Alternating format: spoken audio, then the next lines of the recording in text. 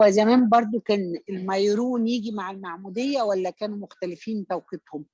لا، زمان كان الصلوات على زيت المعمودية في نفس وقت المعمودية. يعني بيتصلى على زيوت المعمودية، وبعدين يتصلى على ماء المعمودية، وبعدين يتم التعميد. لأن تكريس زيوت المعمودية كان هو عبارة عن فقرة بسيطة جدا بتتصلى على زيت زيتون، يصبح هذا الزيت ميرون. وفقرة أخرى تتصلى على زيت زيتون أيضا نقي، يبقى زيت الغليليو. فقرة بسيطة جدا. في القرن السابع أضافوا على الزيت الميرون حاجة اسمها البلسم أو البلسان، عشان يميزوه شوية عن زيت الغليليو اللي هو بيسموه زيت الفرح أو الاستحلاف. فكان كل ممارسة معمودية بيتصلى على الزيوت دي، الفقرتين الصغيرين دول، وبعدين يتصلى على المية، وبعدين يتعمد المعمدين.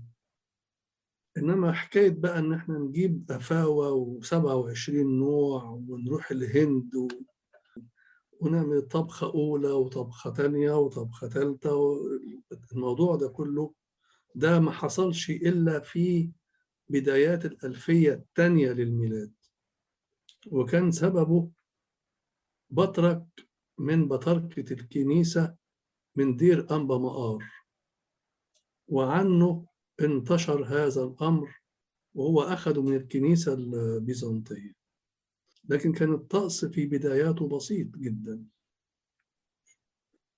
طيب وتسابونا، أحب أسأل قدسك، الأطفال اللي بيتوفوا بعد ولادتهم بساعات أيام بسيطة وما بيلحقوش يتعمدوا، الأطفال دي مصيرها إيه؟ هو المفروض الطفل يعني لو كان في خطر الموت بيلحقوا يعمدوه، إنما لو ما لحقش يتعمد زي الأم اللي كانت جاية تعمد ابنها في اسكندرية وجاية من أنطاكيا، لما البحر هاج جرحت ثديها ورشمت ابنها بدمها، فاتحسبت لها معمودية. حسبت معمودية.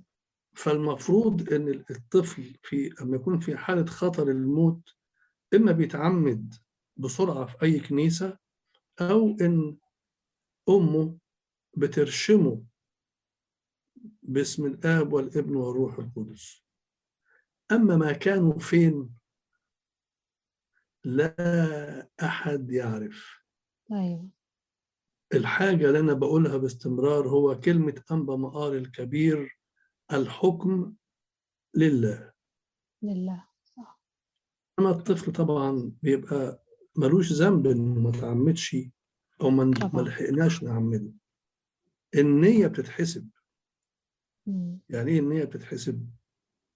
يعني لو في مثلا يعني أم واخدة طفلها تعمده وهي في السكة ابنها انتقل، هنا بيحسب إن هو اتعمد، لأن هي نيتها رايحة تعمده في السكة.